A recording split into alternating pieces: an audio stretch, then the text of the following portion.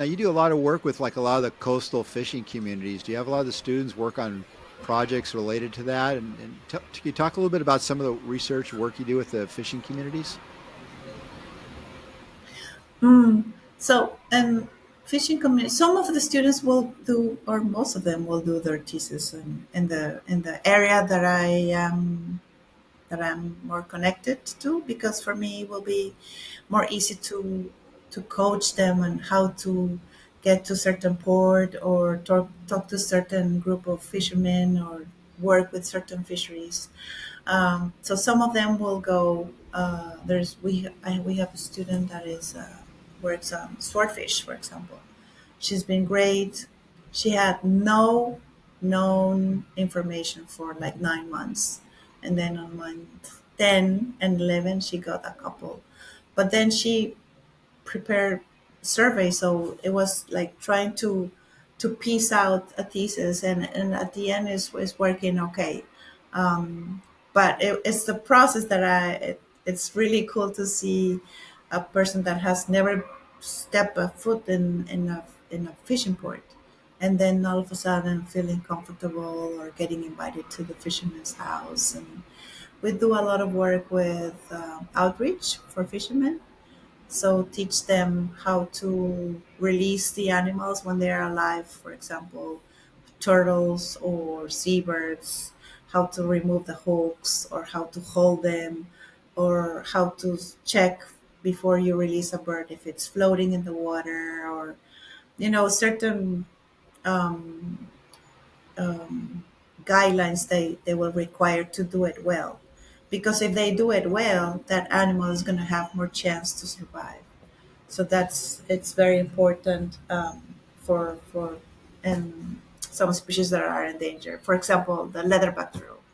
That animal is really in a bad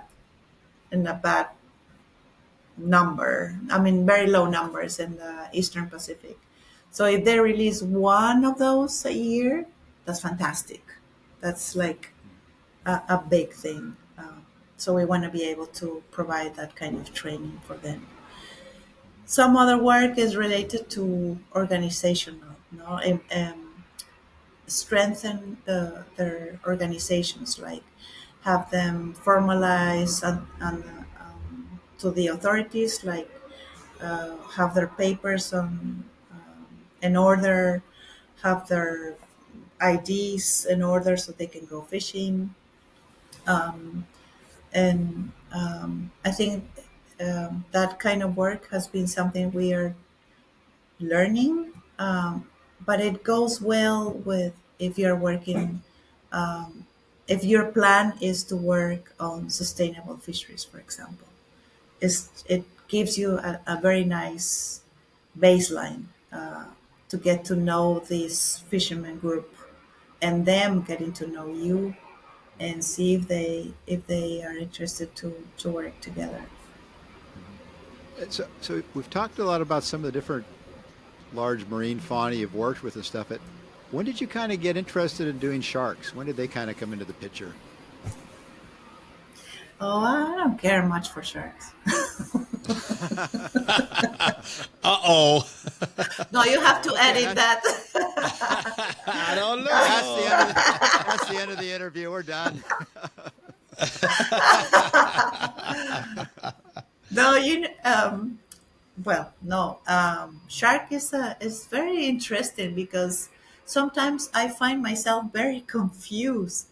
We have improved shark fisheries. The shark fisheries is legal. If you catch the shark at a certain size, at a certain time of year, when the seasons are open. There's not many seasons, but there's for hammerheads at least there's a season. But then Peruvians, we eat sharks and rays. We eat them as ceviche, for example. You can make a ceviche with shark meat. Hmm. You can make, I know, a stew of ray. I know it probably is not a thing for this interview, Well, but it's okay. the reason it makes me confused. The reason it makes me confused sometimes to me is like there is these fisheries that are legal and people is some communities are heavily relying on shark fisheries, but yet the numbers are so bad. The populations are dropping like in a very sad way. Um, wh- what is happening? What is not? There's not a there's something missing there, and I think the reason is that there is not enough. Uh, Sharks are not a priority yet Mm. in Peru, unfortunately. And I Why do you wish think that that is? would. I think because it has been Peru is a fishing nation. So Mm. when I mentioned earlier that we will eat, there's communities that eat dolphins or turtles. Is we Right. are heavily relying on these resources, but there is a thin line between um, relying on these resources and what can these resources take, and what these resources can take is not much anymore. Maybe in the past it was okay, but not anymore. Sharks every time they're getting smaller and smaller. So it was obvious for us to start working and how we have to get numbers out. We have to build up a case, and I think that's what we're doing with several projects, trying to document that there's still these fisheries, but the sharks are too small. Yeah. It's not sustainable anymore. Maybe there's a couple of species that can cope with that, but I don't think that's going to be for long. We are too many people, and we can't sustain everything, unfortunately. Is most of the shark and I assume ray meat, is it consumed in country or is it exported? There's some export. There's export to, I think, Mexico, Costa Rica, and maybe that is going pretty direct to other countries. You know, it's like another step within a big commerce. But a lot of it, I think, the majority stays in the country. Hmm. The meat, all the The meat trunks, does. probably is. Hmm. Yeah, the meat Uh, does. There's some meat that is exported. yeah, Fins but most are definitely exported.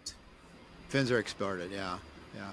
Do you know much? I just saw like in the last few days before this interview that there was a paper came out about the sawfish used to be more common in northern Peru, but were probably harvested and they're no longer there. And even in Ecuador, they're very rare in Ecuador. But the article talked about how they use, and I know this where they use the teeth from the rostrum from the saw for cockfighting is what they use them for, and apparently Hmm. that's pretty big. And I didn't realize it was pretty big in Peru. A lot of the teeth from the saw, again, just so people understand, it's the rostrum, the saw, the teeth on the blades and the sides of those are actually used for cockfighting. And I know in Mexico it's big, it's really popular in Mexico. I didn't realize it was in Peru. Apparently they used to fish them in both Ecuador and northern Peru for the they use the spurs for the cockfighting. Can you talk a little bit about that? Well, it's true. I mean, look, in Peru, they still do these bullfights, which Hmm. make no sense to me, but I guess certain part of the population still enjoy that.